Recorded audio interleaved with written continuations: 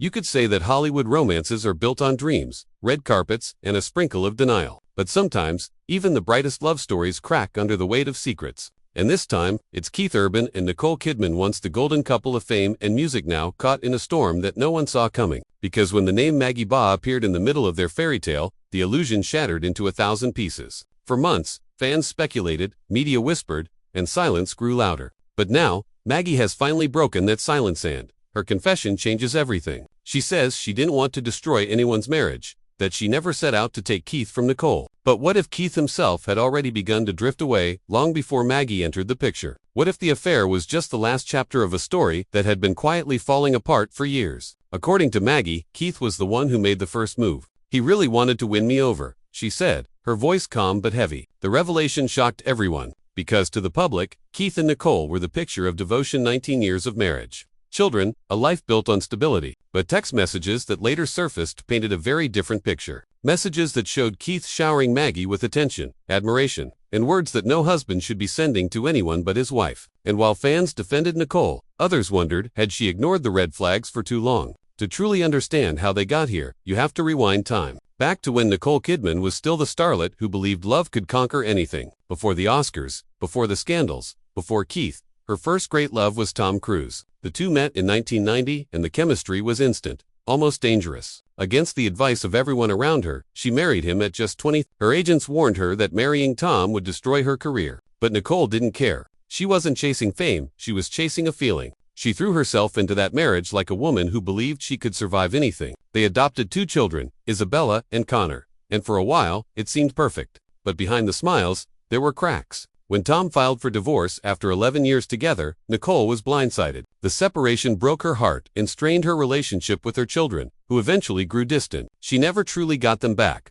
While Nicole was piecing herself together again, on the other side of the world, a young musician named Keith Urban was fighting his own demons. Charming, talented, and deeply broken, Keith had the kind of charisma that drew people in. But his life was also tangled in addiction. He admitted later that his father was an alcoholic, and he'd grown up surrounded by that chaos. He used alcohol and substances to cope, until one day he realized he couldn't keep pretending he was fine. He once joked that when he drank, he broke out in handcuffs. That's when he decided to check himself into rehab in 1998. Hoping to take back control of his life, he released his first album a year later. But fame brought temptation, and temptation never travels alone. Keith's relationships before Nicole were short. He dated Laura Sigler, who once said Keith was seductive and charming, but never ready to settle down. Then came model Nikki Taylor, another chapter that fizzled before it found meaning. It seemed like Keith was chasing stability but running from himself at the same time. Then came 2005, a charity gala, a chance meeting that changed everything. Keith Urban and Nicole Kidman were both at the height of their careers, but at very different points emotionally. Nicole was still healing from Tom.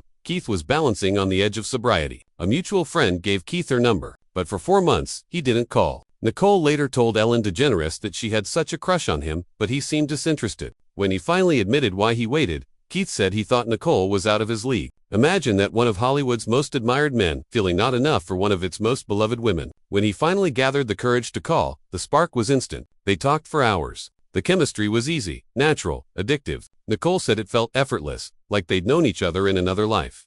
Just 6 months later, she was already sure she wanted to marry him. On her 38th birthday, Keith showed up at her New York apartment at 5 in the morning, holding a bouquet of flowers. She said that was the moment she knew this was the man she wanted to spend forever with. They married in June 2006, in a beautiful ceremony filled with laughter, love, and hope. But forever, it seemed, was already trembling beneath the surface. Because just for months after the wedding, Nicole organized an intervention. Keith had fallen back into old habits. She sent him back to rehab. That's not the fairy tale ending anyone imagines. He later admitted that he had no idea if their marriage would survive that storm. But Nicole stayed. She stood by him, believed in him, and held on when most would have walked away. They rebuilt their life in Tennessee, bought a farm, and welcomed their first daughter, Sunday Rose. In 2008, their second, Faith Margaret, was born via surrogate 2 years later. For a while, it seemed like they had found peace. Keith credited Nicole with saving his life. He said getting sober freed him creatively. He wrote songs for her love letters in the form of music. The Fighter, featuring Carrie Underwood, was his tribute to the woman who stood by him through everything. He called her his soulmate, his muse.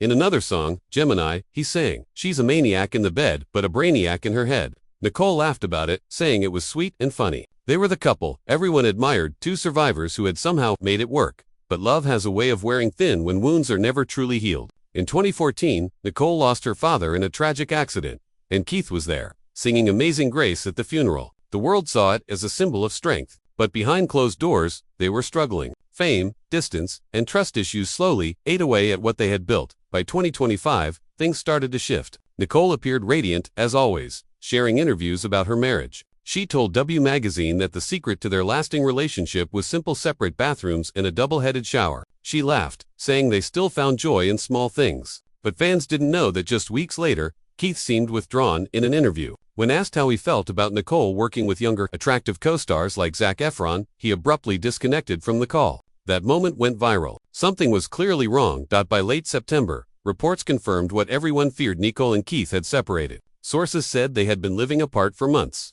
Nicole stayed in Nashville with their daughters, while Keith had moved into a bachelor pad. Within a day of the news breaking, Nicole filed for divorce. People close to her said she felt betrayed and heartbroken. She couldn't believe it was really over. But what came next made it all worse. Just 2 days after the split became public, a video started circulating online. Keith was performing live on stage with 25-year-old country singer Maggie Baugh. They were singing The Fighter, the same song he had once dedicated to Nicole, but this time, he changed the lyrics. Instead of "When they're trying to get to you, baby, I'll be the fighter," he sang, "When they're trying to get to you, Maggie, I'll be your guitar player." The crowd gasped. And then, the video appeared on Maggie's social media account. She posted it herself. It wasn't an accident, it was a statement. Fans exploded. Some accused Maggie of flaunting her relationship with a married man. Others blamed Keith for disrespecting his wife so publicly. The betrayal wasn't just emotional, it was theatrical. It played out for millions to see. Soon after, gossip outlets claimed that Keith and Maggie had been involved for months.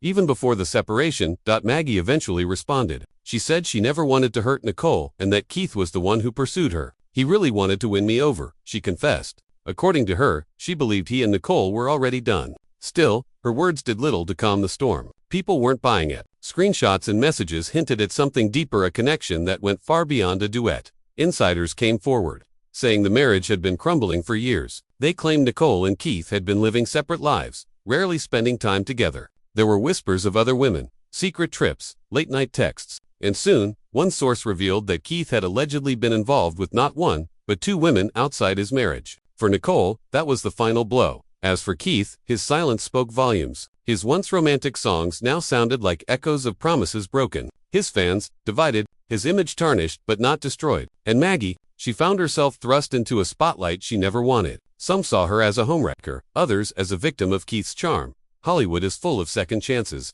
but some endings are written long before we can see them. Nicole thought she could rescue Keith from his darkness. But no one can love the addiction out of another person. The caregiver grows tired, the patient grows resentful, and the story ends the same way it always does, quietly, painfully, inevitably. So, here's to Nicole Kidman, the woman who has faced heartbreak with grace, who has walked through fire and still shines. Love may have failed her, but dignity never did. And maybe, just maybe, her next chapter will be the one where love finally feels safe, steady, and true.